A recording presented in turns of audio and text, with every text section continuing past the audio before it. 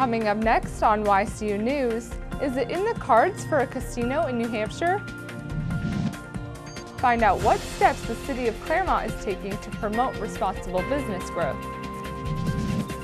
Looking for a unique catering experience? Look no further.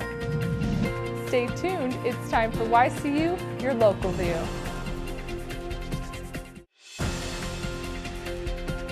Now, your daily digest of the Dartmouth Lake Sunapee region and central Vermont. News, sports, weather, public affairs, and all that's happening in our area. The news on YCU, your local view.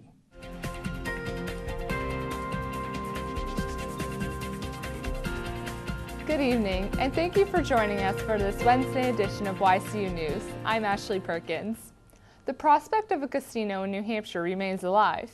Governor Maggie Hassan appointed 3 people to serve on a new state gaming panel. The panel's mission is to oversee guidelines regulating casino gambling.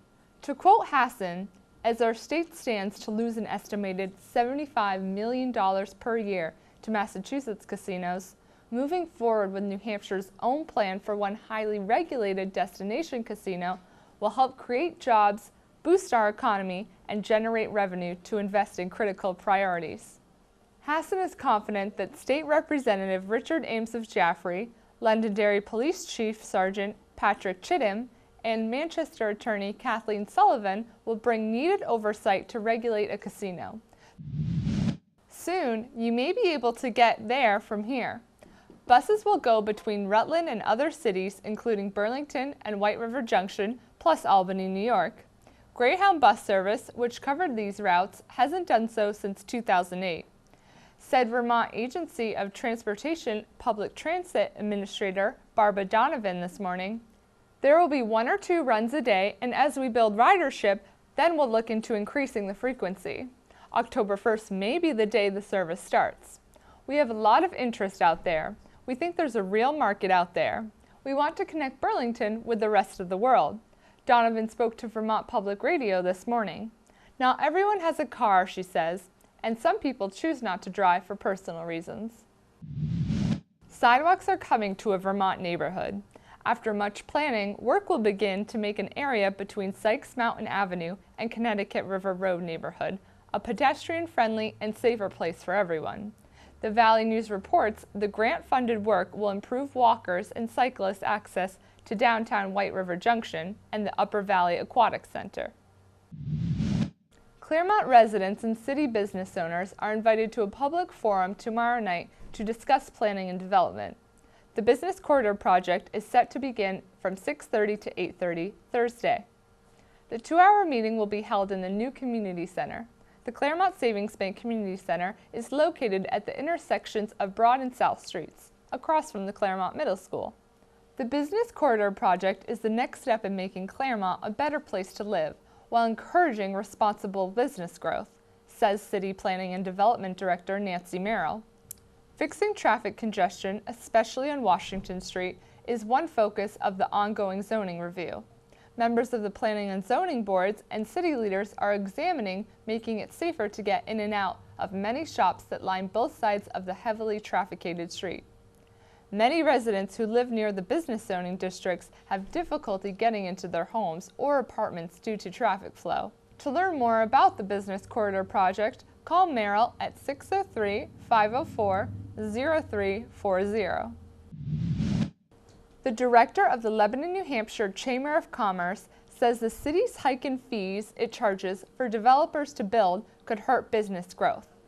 Money collected from the fees will help repair Lebanon's recreational facilities, city leaders say.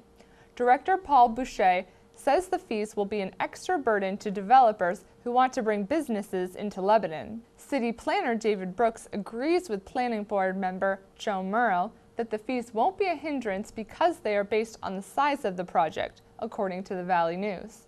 The fees would be added onto the total cost to build a new project. The fees range from 5 cents to 18 cents per square foot. Says Boucher, it could be a deal breaker. Even so, he says in a telephone interview, there is no plan by chamber members to ask city leaders to repeal the fee.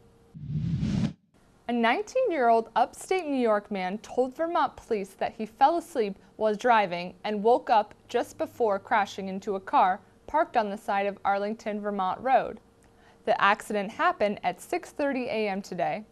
Joshua Monroe of Hooksett Falls, New York, hit a 2008 Honda Civic sedan parked on the East Arlington Road. No one was in the Civic. The 2004 GMC truck Monroe was driving that veered across the road and hit a tree. Vermont State Police report the crash damaged the Civic's driver's side panel and front end. Damage to the truck's front end is extensive. The truck's passenger side panel also was crumpled. Road conditions were dry and clear. Monroe was wearing a seatbelt. Monroe was fined $220 for failure to keep to the right side of the road, say police. A reminder to all motorists and pedestrians who may be in New Hampshire's Upper Valley this Saturday afternoon. The annual Shrine football game will begin at 5:30 p.m. This year marks the first time that the game between the best high school football players from Vermont and New Hampshire will be in the evening. Dartmouth College is offering its memorial field as the site for the game. Money raised from the game goes towards the Shriners Hospital, a nationwide network of hospitals that provides free care, especially to burn victims. This story goes out to Red Sox Nation. After beating the Seattle Mariners 8-2 last night, a trade that will bring right-hand pitcher Jake Peavy to Boston. The deal will shore up the Bo Sox race for a pennant and maybe another World Series, reports the Boston Globe and Boston Herald. When YCU News returns, we'll hear from Dan Carbonera, who discusses the history of the Rockingham Meeting House. The YCU News continues in a moment.